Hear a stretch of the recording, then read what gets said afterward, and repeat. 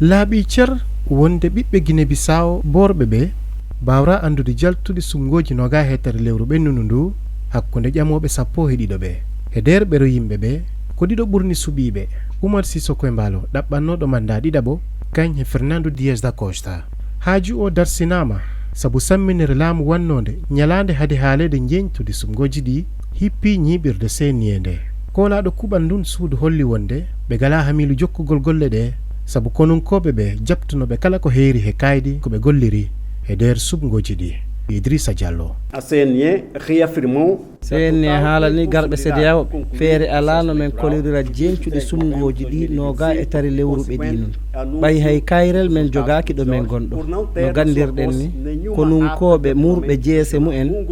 garno men hippade ɗo ñiɓirde amen ɗo ɓe jatti men kala ko men gonno ɗereji ɗi men keɓno heblade piɓe naɓi ordinateur ji ɗi he komen liggorta ko fof ɓe naɓi ɗo ɗo men gonɗo men gala hay kaydi giwrandi men he diwanuji ɗi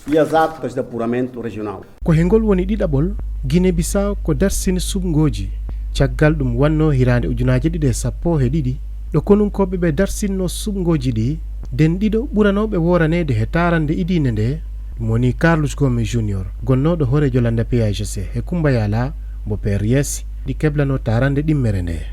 Ousmane Arouna Embalo Bissau RFI.